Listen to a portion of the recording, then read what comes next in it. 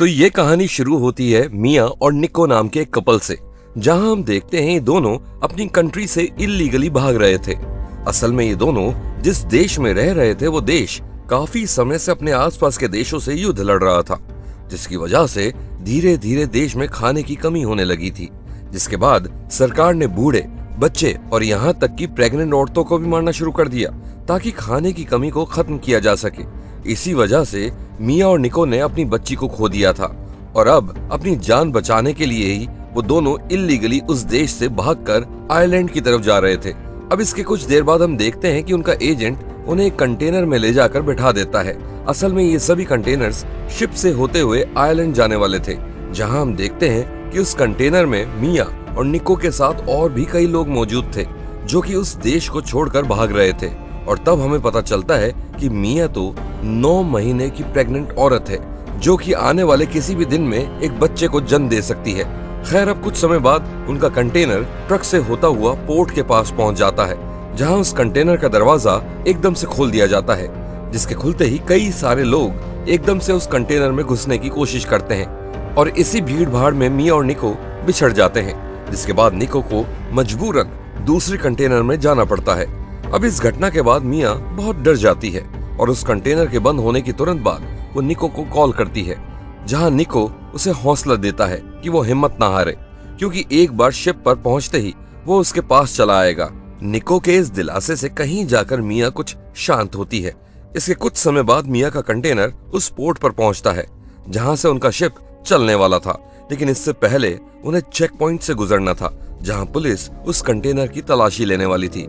अब जैसे ही एक पुलिस ऑफिसर उस कंटेनर को खोलकर देखता है तो उसे वहां कोई दिखाई नहीं देता है। असल में उस कंटेनर के अंदर एक सीक्रेट कंपार्टमेंट था जहां वो सारे लोग छुपे हुए थे, लेकिन वो पुलिस ऑफिसर भी बहुत चालाक था और उसे पता था कि लोग उस सीक्रेट कंपार्टमेंट में छुपे हुए हैं, इसलिए वो उन लोगों को खुद से बाहर आने की धमकी देता है, नहीं तो वो उन्हें गोली मार देने वाला था।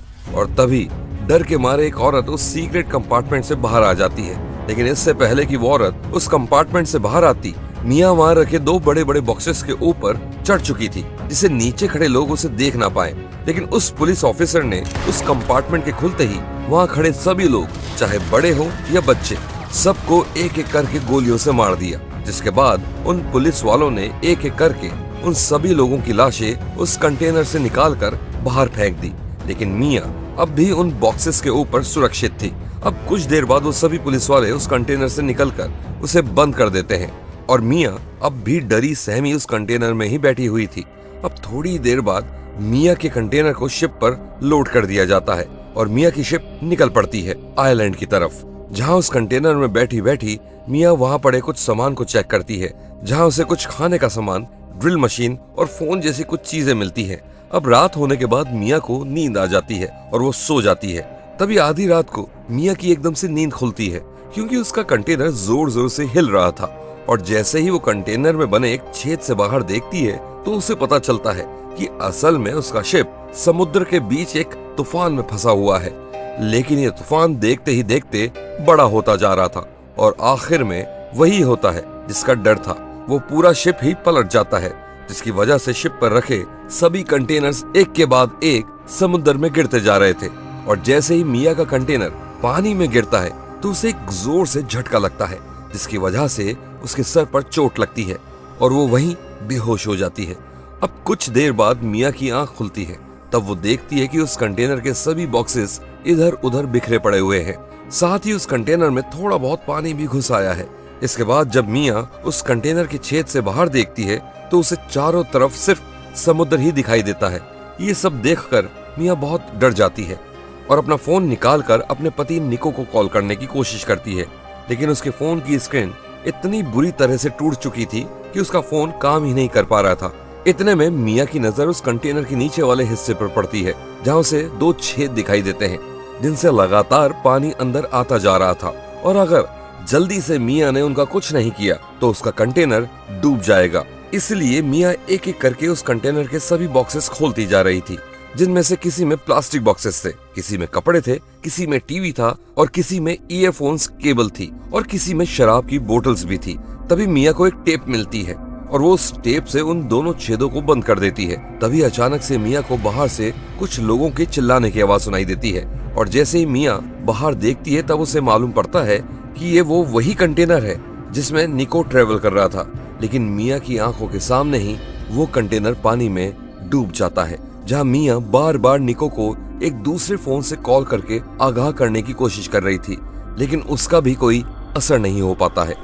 अब अपनी आंखों के सामने निको को मरता देख मिया बिल्कुल टूट जाती है और उसके दुख का लेवल इतना बढ़ चुका था कि एक बार तो उसने अपनी जान लेने की भी सोच ली, लेकिन फिर अपने बच्चे को याद करके उसने ये ख्याल अपने मन से उतार दिया। अब थक हार कर मिया उस रात वहीं सो जाती है। अब अगली सुबह जैसे ही मिया की नींद खुलती है तो वो देखती है कि उसके कंटेनर में और भी ज्यादा पानी भर चुका है।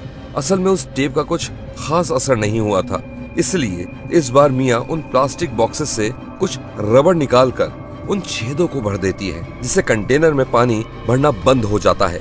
जिसके बाद किसी तरह जुगाड़ करके मिया अंदर आए पानी को किसी और छेद के जरिए बाहर निकालने की कोशिश करती है।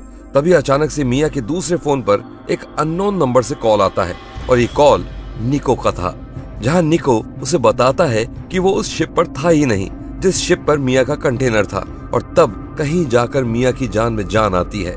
इसके बाद मिया भी निको को बताती है कि कैसे अब वो समुद्र के बीचों बीच एक कंटेनर के अंदर बंद है। जिसके बाद निको मिया से वादा करता है कि वो उसे बचाने जरूर आएगा। निको का फोन रखते ही मिया को पेट में दर्द होना शुरू हो जाता है, जिसका सीधा मतलब यही था कि मिया अब किसी भी वक्त अपने बच्चे को जन्म देने वाली थी। तभी हम देखते हैं कि समुद्र में आंधी तूफान आना शुरू हो जाता है और उस कंटेनर के अंदर का भी माहौल बिगड़ना शुरू हो जाता है, जहां पूरा कंटेनर तूफान के कारण जोर जोर से हिचकोले खा रहा था और साथ ही उस कंटेनर में पानी भी भरता जा रहा था। और इसी माहौल के बीच मिया की बेटी नोहा पैदा होती है और मिया किसी तरह अकेले ही उस दर्द के साथ साथ अपनी बच्ची को संभालती है। खैर, इसके बाद अगले दिन की सुबह होती है, जहां हम देखते हैं कि नोहा रोना बंद ही नहीं कर रही थी। साथ ही मिया का खाना भी अब लगभग खत्म हो ही चला था और तभी मिया को ये आइडिया आता है कि क्यों ना वो उस ड्रिल मशीन से उस कंटेनर की छत पर एक छेद बना दे ताकि वो उस कंटेनर से बाहर निकल सके। इसके बाद मिया उस कंटेनर में ड्रिल करना शुरू कर देती है, लेकिन आधे रास्ते में मिया की ड्रिल मशीन काम करना बंद कर देती है। जिसके बाद मिया एक छोटे चाकू से उस कंटेनर को काटने की कोशिश करती है, लेकिन इतने छोटे चाकू से इतना मोटा लोहा काटते काटते मिया के हाथों में छाले तक पड़ जाते हैं। लेकिन मिया आखिरकार उस कंटेनर को काटने में कामयाब हो जाती है और जैसे ही मिया उस कंटेनर से बाहर आकर खुले आसमां के नीचे बैठती है तो उसे बहुत अच्छा लगता है, क्योंकि वो कई दिनों के बाद सूरज की किरणों को महसूस कर रही थी। जिसके बाद मिया अपनी बेटी को वहां ले आती है, जिसके बाद वो भी रोना बंद कर देती है।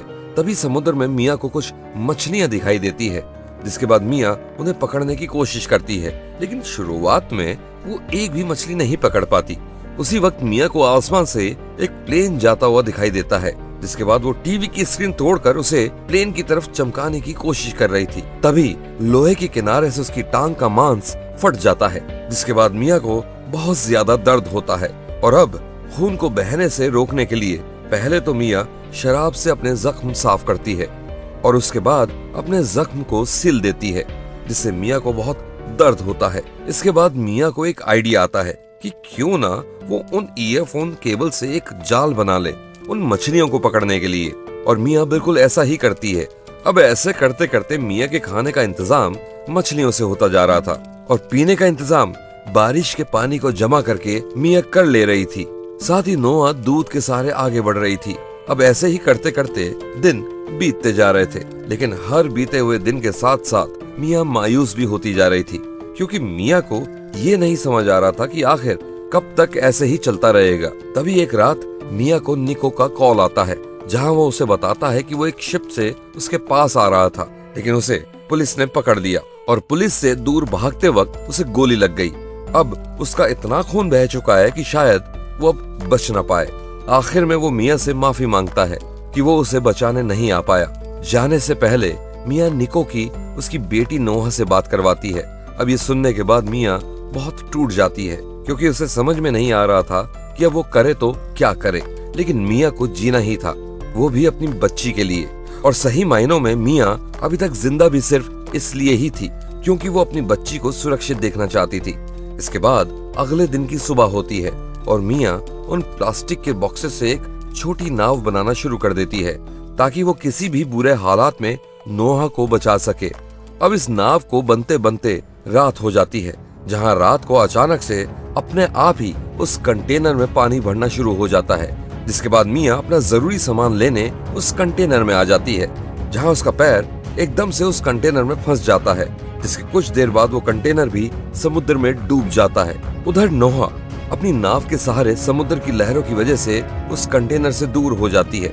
उधर कंटेनर में फंसी मिया किसी तरह खुद को छुड़ाकर उस कंटेनर से बाहर निकलती है और वो सबसे पहले नोहा के पास जाती है, जहां वो देखती है कि उसकी बच्ची तो ठीक है ना। अब ऐसे ही उस छोटी सी नाव के सहारे तैरते तैरते अगले दिन की सुबह हो जाती है, लेकिन मिया की हालत बिगड़ती जा रही थी और इस तरीके से तो वो ज्यादा समय तक जिंदा नहीं रहने वाली थी। तभी हम देखते हैं कि वहां से गुजरते कुछ मछुआरे उस छोटी सी नाव को देख लेते हैं, जिसके बाद वो लोग नोहा और उसकी माँ को उस विशाल समुद्र से बाहर निकालते हैं। और जैसे ही मिया को होश आता है तो वो सबसे पहले अपनी बच्ची की खबर लेती है, जहां वो देखती है कि वो आखिरकार आयरलैंड पहुंच चुकी है, क्योंकि वो मछुआरे आयरलैंड के ही रहने वाले थे। और इस तरीके से लगभग 1 महीने तक अपने हालातों से लड़ते हुए न सिर्फ मिया ने खुद की जान बचाई बल्कि अपनी बेटी की भी। तो ये थी नोवेयर फिल्म की सारी कहानी। आपको ये कहानी कैसी लगी हमें कमेंट्स में जरूर बताइएगा।